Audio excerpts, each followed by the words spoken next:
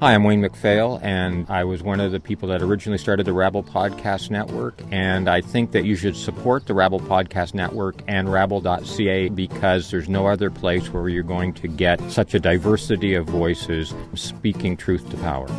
The Rabble Podcast Network is 10 years old this year. Show your support by going to www.rabble.ca/donate.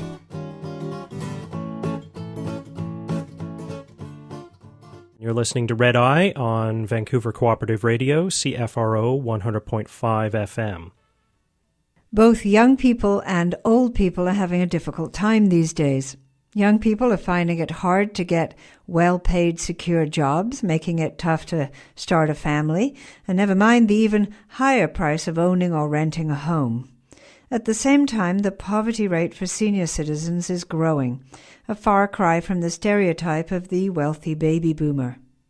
Earlier this month, the Canadian Centre for Policy Alternatives hosted an event titled, "Is Austerity Fueling the Generational Divide?"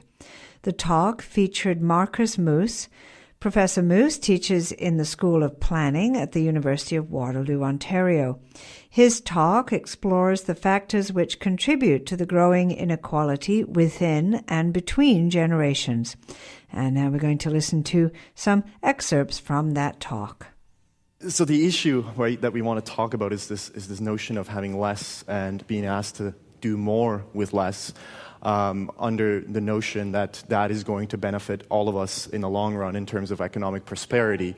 And I think we want to question some of those notions on empirical basis in terms of whether they truly actually foster economic growth, but also in the sense of the kinds of inequalities and injustices that those kinds of policies can create for not just young adults, but for various different kinds of social groups. When I first came in here, I was a bit thrown off because this feels a little bit like a theater, right? And I thought I might have to do some Shakespeare tonight, which in some ways is actually maybe fitting, right? Because almost every Shakespeare play, there's one family member murdering another. And somehow I feel a little bit like that the debate on generational issues has turned into just that, some Shakespeare play where the son is blaming the father and the mother is blaming somebody else, right? And, you know, even despite the name of some of the Shakespeare plays, it does not, I think, end well. Now, without belaboring the point, let me get back to the presentation. What you see here on the first slide are some pictures from an event I hosted a couple of weeks ago at the University of Waterloo, where we brought together people from different age groups to have a conversation about housing affordability issues in our community, which is smaller than yours, but nonetheless, people are experiencing similar kinds of issues. And the idea was really that, because the public dialogue around housing affordability, income inequality has morphed into something where we are suggesting that one generation is to blame more than another. The idea was to bring together people from different generations and sort of suggest, well, actually, rather than blaming each other, maybe we recognize we're actually all in this kind of together, right? And we're actually all maybe experiencing similar kinds of problems, and the root cause is maybe at a higher level, right? And there's maybe a structural issue we ought to be thinking about. And so, with that, this evening, what I want to do for the rest of my talk is talk a bit more about generational divides and sort of talk about how this notion of austerity, and talk a bit about what we generally mean by austerity, why and how this sort of turned into what some people in the press have called a generational war almost, right? After that, I'll turn to some analysis that I've done over the past few years on young adults' labor market characteristics in two Canadian cities, Vancouver and Montreal, and I'll get into a little bit later why that particular comparison is actually useful in the context of thinking about the ways austerity and the related concept of neoliberalization, which I'll also talk a bit more about, why those two cities actually offer a bit of unique insight into how structural differences impact inequalities on the ground. And then we sort of want to end hopefully on a non-Shakespearean note with some ways to move forward, right? What do we do with all this? I mentioned before the talk to some people that, we're all very good at pointing out the problems, but we also, I think we ought to come up with some solutions. Generational divides are not new, right? And often when I start talking about that I study generational differences, people will tell me, well, older people have always felt that younger people are lazier, less hardworking, and, didn't walk up both ways to school, like uphill both ways. I even get that mixed up, right? I don't even know how it goes. But the point is that, yes, of course, I recognize, right, there's not something new to talk about generational differences. But the point is that the generation gap and those generational differences have become amplified, and they have turned perhaps from something that was maybe perhaps more playful and perhaps even useful in terms of understanding each other, right? The notion through discussion and generational differences morphing into understanding. It's turned more into something that becomes a polarizing dialogue where we say you versus me, right? Or them versus us. I have a bit of a generational identity crisis, right? Am I Gen X? Am I a millennial? I'm not sure. Does it matter? Maybe. I'm not sure. But either way, being true to my millennial background, I Google austerity, right? So we can all talk about it from that perspective. But, beyond the more general definition of austerity being about cutbacks, we have to remember that it's really also, there's an ideological element behind that, right? There's arguments that really are twofold. There's the whole school of thought that smaller government is inherently better for the economy and for societal well-being, and that the free market can solve problems more efficiently than government could. And so austerity in some way is then the implementation of that ideology that we shrink government by decreasing its expenditures, by cutting back on the social services, so that over time you're decreasing the size of government. Now, in a more playful way, right, this then turns into discussions around income inequality, because it's perceived as basically the elites telling the rest of the world that we need to cut back, yet seemingly themselves are not experiencing that same level of hardship, right? I like this one in particular. Only through many years of hard work and sacrifice can we continue to pay foreign speculators the 18% yield they so richly deserve, right? And I didn't quite realize how timely this maybe is given the discussion around housing that you're currently having in Vancouver. Punishing the poor for the mistakes of the rich, right? That one's kind of interesting. And this austerity discussion is on the one hand about government and its cutbacks. Related discussion to that is that of income inequality more generally. And you have this economist, Thomas Piketty, that some of you may have heard about, who tried to simplify and then was obviously somewhat controversial and challenged on this, but certainly, the suggestion, he narrowed it down to R, exceeds G, and basically, in a nutshell, what he suggested is that the rate of return on capital exceeds the growth in people's incomes, right? And so, over time, inherently, those who own capital, those who own wealth, are going to enrich themselves more quickly than the people who are purely attaining a standard living through their income. And so, with austerity more generally, and just also we've experienced this in Vancouver with the Occupy Wall Street protests and its related, way it's played out in Vancouver.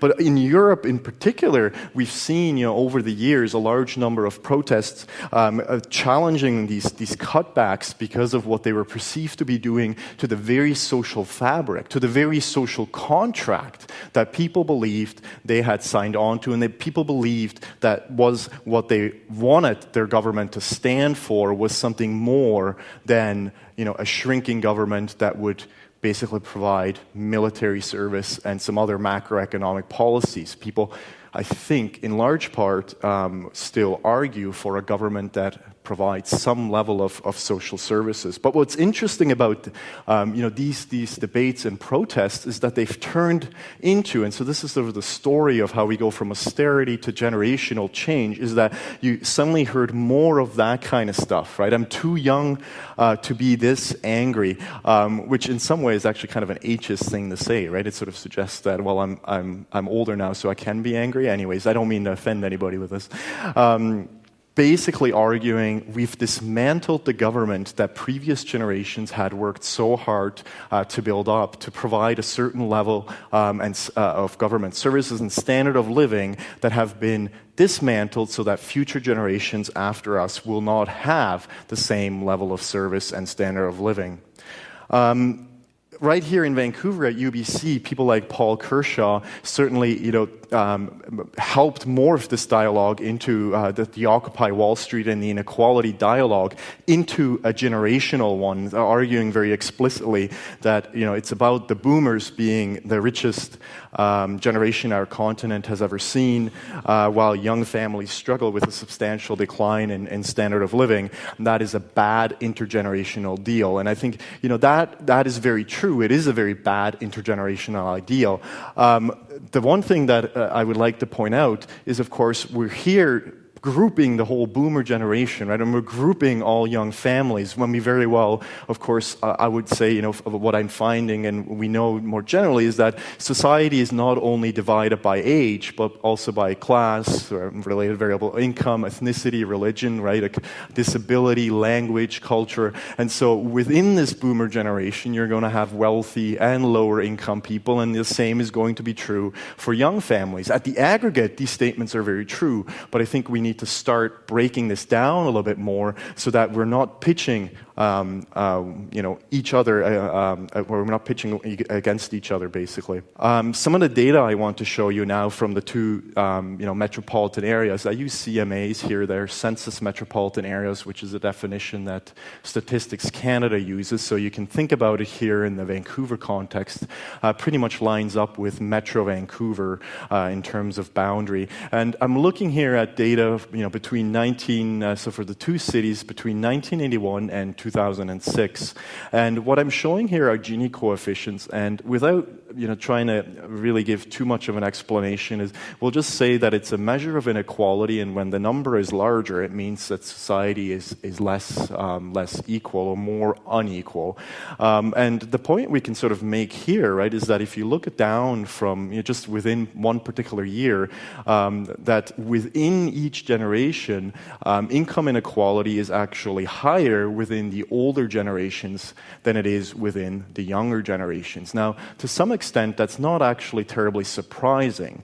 And that's because when you're younger, people are just sort of starting out, right, in their career. So the difference between, let's say, a very well-educated person and a less educated person, that difference in income would tend to be smaller. But as people sort of progress through their life cycle stages, the person with the higher income, their income is going to keep growing, whereas the person with the lower income, their income will either, grow more slowly or even remain stagnant. So as people age, you see that division. But that in and of itself, right, suggests that we need to be thinking about inequalities within generations as well as across them. But certainly we can't overlook the fact that when you look, from 1981 to 2006, that all those Gini coefficients increased over time. So each generation now has more inequality within it than it did roughly 20 years ago, right? And so where this brings me is this notion of ageism and generationalism as an outcome of this sort of story and history of how this austerity protest and the protest of inequality in and of itself morphed into a generational war where we're suddenly stereotyping based on age and or generation. And the term ageism we're of course more familiar with because we've thought often in the past about discrimination against elderly populations. But ageism, more broadly defined, is really just about discrimination based on age, which, as other people have pointed out, is really kind of an odd and unique form of discrimination because it's the only form, one of the few forms of discrimination where you're actually discriminating either against your past or future self, right? So cuts to pensions and healthcare today that I might advocate for, and I'm just hypothetically speaking, will maybe actually come back to haunt me when I'm 65, right? So there's that ageism element, right? But then generationalism, is more broadly to suggest millennials are entitled, right? And millennials don't know how to work hard, and so it's about grouping entire generations, or all boomers are wealthy and snobby, right? And so we're running into dangerous territory here, because we are, and we were talking about this earlier, and I'm not the first to say this, is that we're actually somehow, oddly enough, as a society, quite comfortable making stereotypes and prejudice based on age that we would never, at least for the most part, publicly voice where we're talking about any other factor of social differentiation, right? Imagine if I made some, and I'm not going to, but imagine if I made some of the same statements that people make publicly about old versus young, about different ethnic groups, about different genders, right? Most of that, generally speaking, wouldn't be tolerated in the public realm or the workplace, whereas with age, it seems to be much more accepted. I put that in quotes, because it's obviously something that, as a society, I think generally we're working towards erasing. But even in you can think about the workplace, where surprisingly, actually, some of the more recent research on ageism has suggested that young people in some workplaces are actually experiencing more ageism than some of the older populations, but it plays out in different ways, right? You can imagine an older worker not being given a job merely on the basis of their age if the job involved a high level of technological knowledge. There's the assumption you are older, therefore you must not be, that good at technological tasks. And the other side of it is, well, you must be, because you're young, you must not have experience. You don't have that many years under your belt, so how could you speak intelligently about much of anything, right? Or how could you be a manager or something, right? And of course, we know there's bad managers across the age spectrum, right? We've all experienced them. And so is age really the useful variable to determine whether somebody's a good manager or not, right? And so we actually have to be careful when we talk about analysis based on age, whether that's actually the useful variable to be thinking about and dividing society on. So then, why do I want to study young adults in more particular? Sometimes people tell me that it's because I'm self-involved, right? And I just want to study myself. But that's not actually the case. I kind of ended up with, maybe, I'm not sure. But, I ended up with studying young adults because I was interested in housing affordability issues in large cities. And it turns out when you start studying things like gentrification and affordability concerns, you inevitably end up with young people, because they have been a large driving force in terms of the changes that are occurring in the center of our large metropolitan areas, not just in Canada, but across the US as well. And so they're interesting because, in part, they're actually canaries in the mine, right? So if young adults are struggling, it can tell us something about the state of the economy. It can tell us something about the standard of living, or whether we're succeeding in terms of training people for particular kinds of jobs. Young people don't have, in general, necessarily the benefit of having accumulated equity and experience, so when they're experiencing difficulties, it's a more direct sign of how the labor market has changed than when we look at older populations. You could say similar things about people in the sort of middle-aged and the elderly, where you would use them for using as different kinds of canaries in the mine, right? We're all birds now. But you might look at middle-aged people to sort of look at how good are we at managing work-life balance issues, or how well are people saving, right? And you might look at the elderly to sort of think about healthcare and pensions, and perhaps how well are we delivering assisted housing. But also, we study young adults as part of a larger project that I'm involved with, and that I founded because I feel strongly about the need to add age as a more explicit dimension when we think about divisions in our society, that different generations just have different needs. And so if we don't pay attention to age divisions in our society, we're going to not solve the problems adequately. You could think about a 55-year-old person losing their job versus a 25-year-old person losing their job because of layoffs. The type of labor market policies you require to solve those two people's issues are going to be very different, right?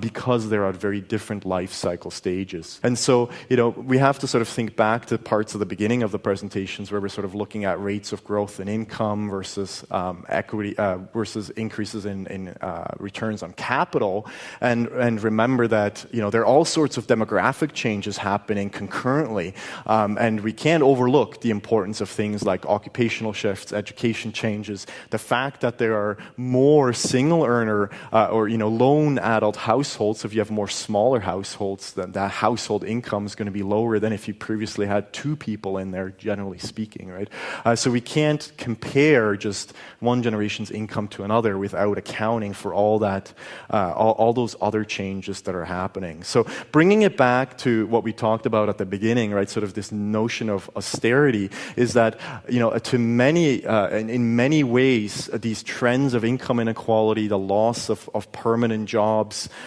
is partly the result of neoliberalization of labor markets that are not as stringently where you do not have as many protection for workers that we had when there was a larger share of the labor force in manufacturing, which in the Canadian context generally meant either unionization or just long-term, well-paid jobs. Right, manufacturing jobs sort of had a steady pay, and people made careers out of that. A lot of those jobs are gone, and has meant that younger generations have not been able to enter the labor markets and build that middle class that people were able to build in the 50s, 60s, and in the 70s. So deindustrialization, that's why I talk about that, right? It's sort of the change in the economy itself has contributed to that. And I put fiscal conservatism up there too, right? Because that's really partly the ideology of austerity, is that you want to balance your budget, and you're really set to balance your budget as your primary goal.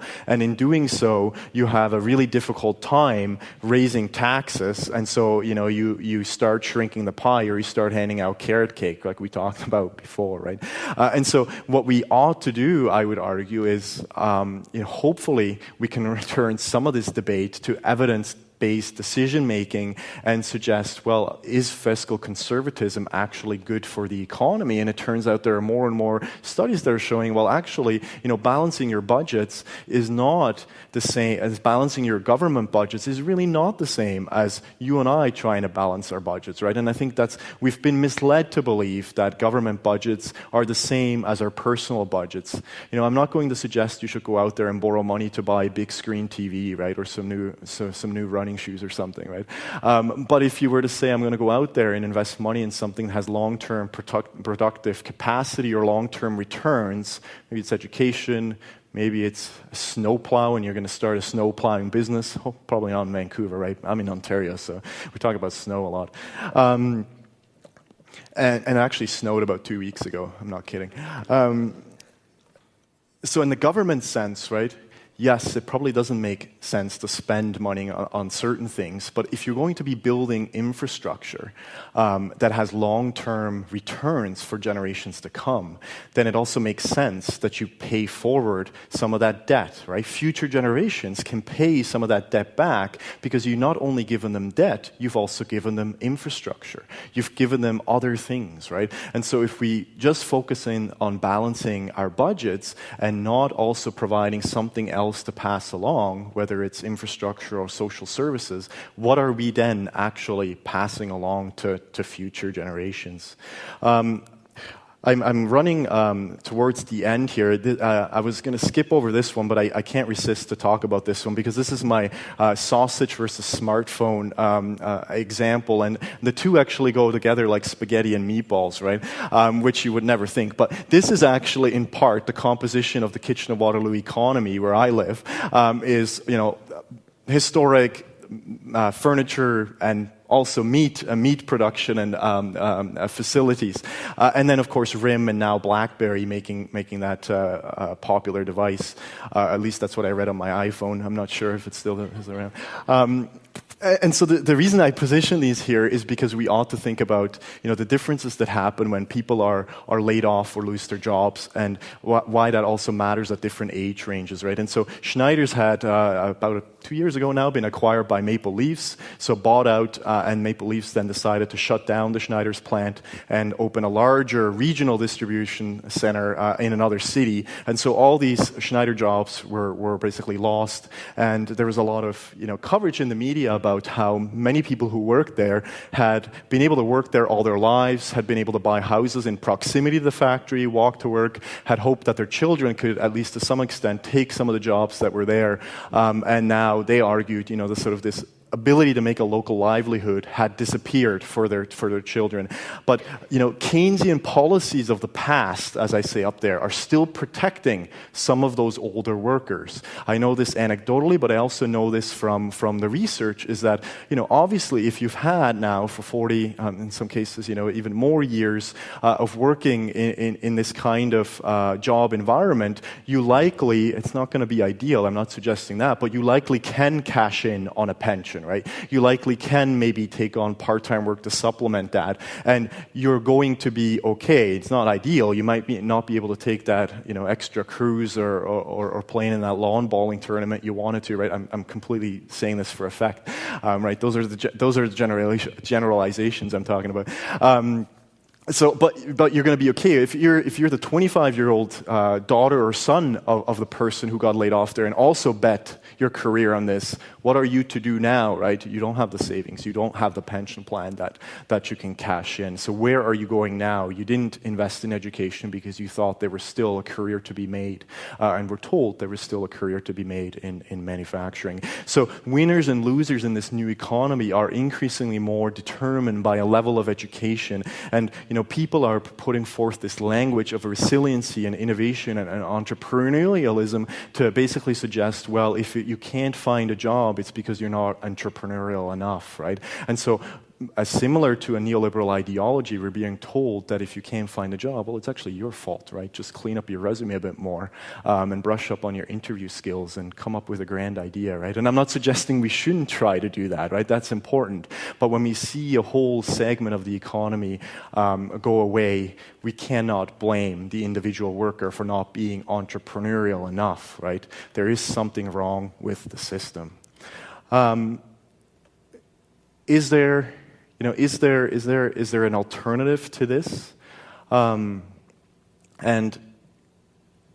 I think there is, and we can maybe start a talking here today about how this is not, hopefully not a Shakespeare play, or maybe it is, but all the world's a stage and we're merely players. I think that's what neoliberalism and austerity wants us to believe, that we're merely players in a game already set to play, right? But we're not, right? Neoliberal and austerity are not inedible. They're choices that people have made. Organizations have made these choices, but people work within organizations. Organizations do not act, as a whole. There are people in there making decisions. So people can also make different kinds of decisions and work towards a different kind of future. And it's encouraging that we see now possibly of what some people have been calling a post-Keynesian approach to dealing with the macroeconomic difficulties that we're facing now. And people like David Dodge, the former central banker, saying that focusing on deficits won't build the economy.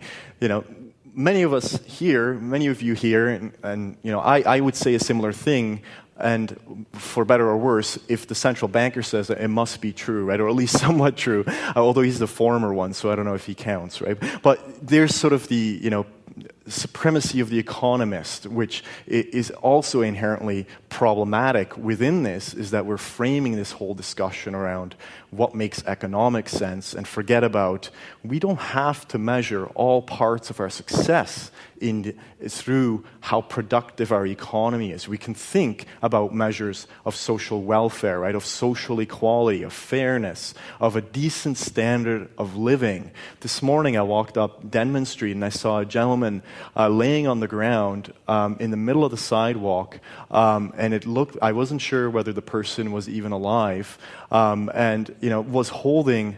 And I don't know if anybody put that there, but was actually holding a lottery ticket in his hand.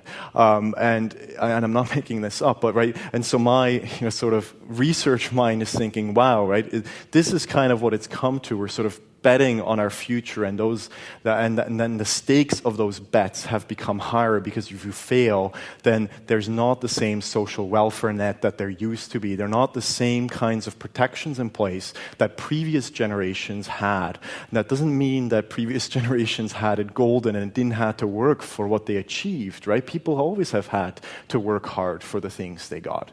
But there were more protections in place 30, 40 years ago than there are now. I'll end with a story that a barber told me in Toronto about a month ago when I went there to do some field work for my research. I was going around some key neighborhoods where I wanted to hang up flyers for my research survey. And I went into this barber shop just because the gentleman in there sort of looked at me right as I was walking by, and I thought, well, let's see if this guy will hang up my survey poster. And I go in there, and he's maybe in his actually I think he told me he was in his early 70s, he told me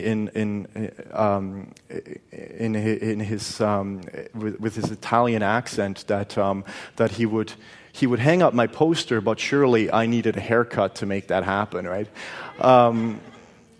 And so I got a haircut because I really care about my research, and I needed a haircut. So I'm getting a haircut, and this gentleman is telling me about immigrating to Canada in the 50s and starting a barber business, which he then ran for 30, 40 years in Toronto, and also on the side, worked part-time to make sure that he could support his barber business and keep his house, and then kept working even into his older age so that he would have savings enough for himself and to send his kids to college and university. Now, his kids have all or 3 or 4 kids all have 1 or 2 degrees and are working in very different kinds of sectors of the economy. That is the classic, right, immigrant story that to some extent we like to tell because it ends well, right? I think that the bad thing is that we cannot likely tell that same story today, because even if you took on 2 jobs, I'll work at Starbucks, a 7-Eleven, and even a third at McDonald's, I won't make enough to put my children through college or university, right? There has been a restructuring of the labor market that makes it difficult for people to make a decent standard of living.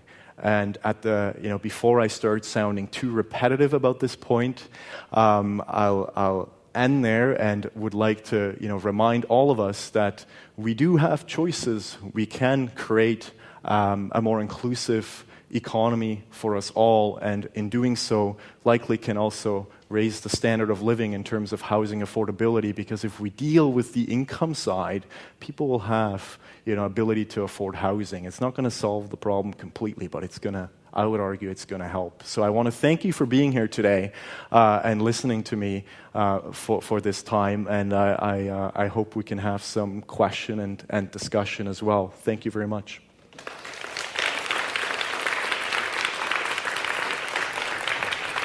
We've been listening to a talk by Markus Moos, delivered earlier this month at the Roundhouse Community Centre. Professor Moos teaches in the School of Planning at the University of Waterloo. His talk is part of an event hosted by the Canadian Centre for Policy Alternatives titled, "Is Austerity Fueling the Generational Divide?"